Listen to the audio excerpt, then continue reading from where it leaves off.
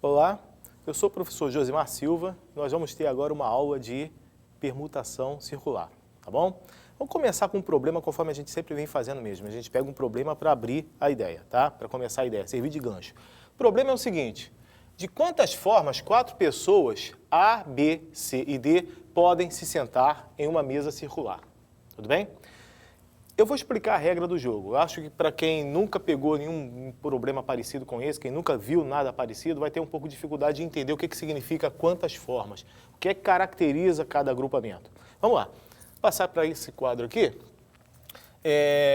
Eu tenho aqui uma possibilidade, pessoa A, B, C, D. Eu quero mostrar para vocês que é o seguinte: em se tratando de permutação circular, todas essas 4 configurações são equivalentes.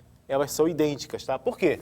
Essa daqui pode ser obtida a partir da primeira por meio de uma rotação, tá? Então, se eu for fazendo rotações, no caso aqui de 90 graus, for fazendo rotações, eu obtenho cada uma dessas configurações, tudo bem? Então, essas configurações são consideradas configurações idênticas e, portanto, são consideradas como uma única maneira, como uma única forma. Então, estou definindo para você o que vem a ser o significado daquela palavra forma no enunciado, tá? Então, isso aqui é uma maneira somente. 2 maneiras são distintas quando houver, pelo menos, uma diferença entre quem está à direita, um elemento à direita do outro. Por exemplo, aqui, deixa eu colocar uma situação. Eu vou fixar aqui o A, eu posso, ainda mantendo o C em frente ao A, eu posso trocar o B e o D de lugar. Pronto. Troquei o B, a pessoa B e a pessoa D de lugar, e eu tenho uma configuração diferente. Antes, quem estava à direita, a pessoa A está sentada aqui, tá? Obviamente, ela está sentada de frente para a mesa.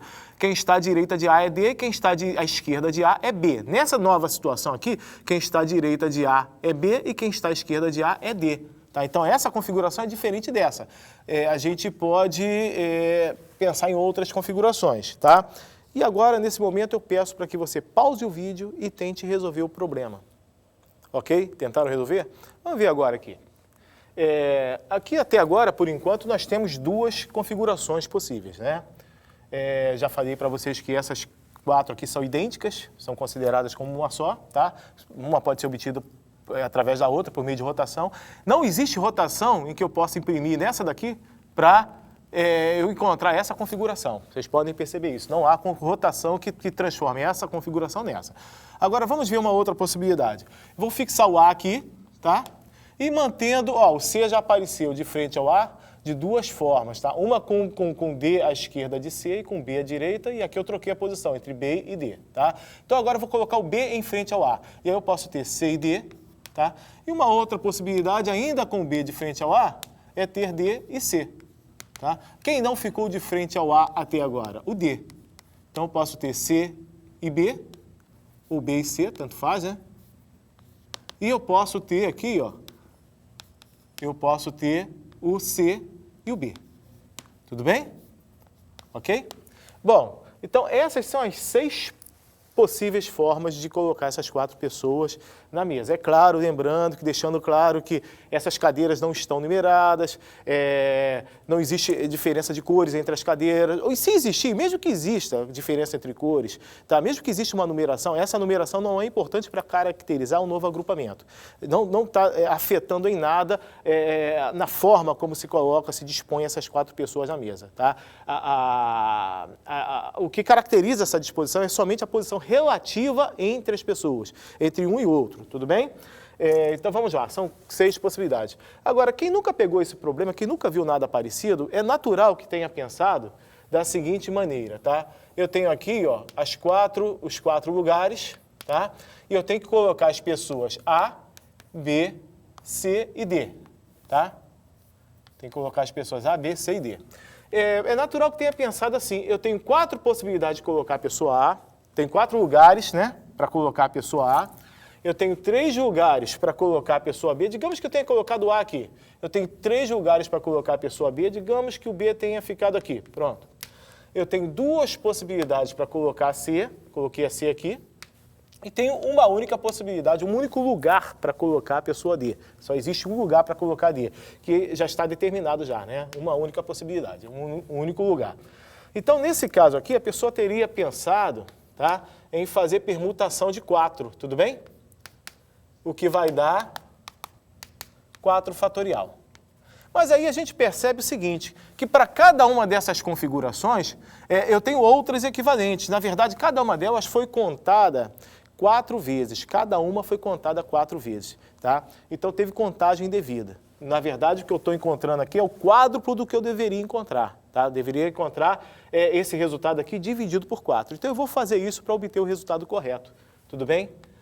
Não é difícil convencer alguém de que para cada uma dessas aqui eu teria outras 3 equivalentes, né? Para cada uma dessas. Então, nessa coluna aqui eu teria mais 3, nessa coluna mais 3, nessa coluna mais 3, nessa coluna mais 3, aqui também mais 3. Essas 3 aqui seriam equivalentes a essa, tá? Então, dividindo por 4, eu teria 4 vezes 3 fatorial sobre 4, ou seja, 3 fatorial. Então, 6 possibilidades, 3 fatorial, tá? Tudo bem? Então, tá aí. Generalizando, na verdade, aqui eu tenho uma coisa chamada permutação circular. A gente costuma denotar a permutação circular com PC. PC de 4 vai ser 3 fatorial. Se eu fosse generalizar isso para uma permutação circular de N, tá? Pensa aqui no caso 5. No caso 5 é muito natural, é muito razoável você acreditar que aqui eu teria 5 configurações idênticas, né? Então eu teria 5 fatorial dividido por 5, naturalmente como nós fizemos aqui. Ou seja, se eu tenho N objetos, eu teria N fatorial dividido por N. Tá bom? Tudo bem? E eu posso escrever isso assim, ó. N menos 1, N que multiplica N menos 1 fatorial, tudo isso dividido por N, tá? O que é equivalente a N menos 1 fatorial. Ok?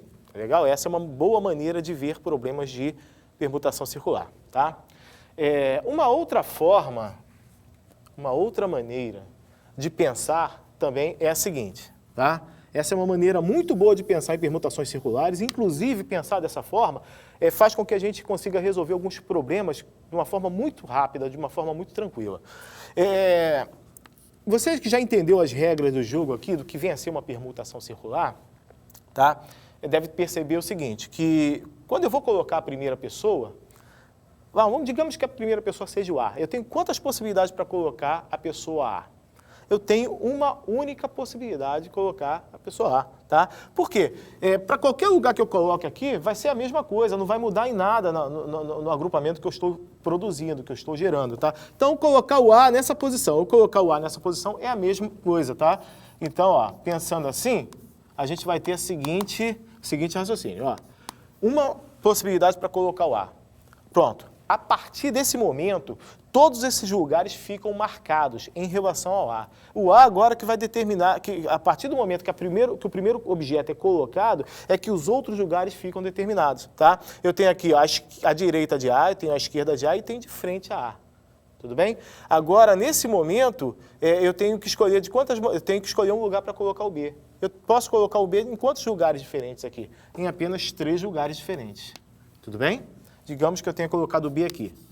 E agora, para colocar o C, eu tenho 2 possibilidades, tá? Coloquei o C aqui e o D está automaticamente determinado. Eu só posso colocar o D aqui. Tá legal? Então, pensando dessa maneira, com 4 objetos, a gente tem o quê? Isso aqui é equivalente a 3 fatorial. Tá bom? Então, eu teria permutação de 4 igual a 3 fatorial. Usando um raciocínio um pouco diferente, a gente obtém o mesmo resultado. Isso aqui vai dar 6. Que é a resposta do nosso problema, tá? Resolvido pela 3ª vez. Primeiro eu descrevi todas as possibilidades, aqui eu usei o raciocínio de desfazer contagens excessivas, e aqui eu estou pensando da seguinte maneira, o primeiro elemento tem uma única possibilidade de ser colocado na mesa, tá? 6. Generalizando, mais uma vez, tá? Eu tenho N menos 1 fatorial, tá? Não é difícil se convencer de que isso que foi feito para 4 vale para 5, para 6, para 7, para N, tá? N fatorial, tudo bem? E a gente está acostumado a resolver, o aluno que já está acostumado a resolver permutação circular, não para se perguntar às vezes nessa coisa, mas do que caracteriza 2 agrupamentos diferentes em permutação circular. Mas para quem está pegando pela primeira vez, é uma coisa que não é muito natural mesmo, tá? Então está aqui, permutação circular de N é N menos 1 fatorial, tudo bem? Então, só para registrar, vamos ver aqui como é que a gente define permutação circular, tá? O número de permutações circulares de N objetos distintos é o número de modos de colocar esses N objetos em círculo, de forma que disposições que possam coincidir por rotação sejam consideradas iguais. E eu tenho aqui permutação circular de N objetos, de N, né, é igual a N menos 1 fatorial. Tudo bem? Com isso, a gente encerra a nossa aula.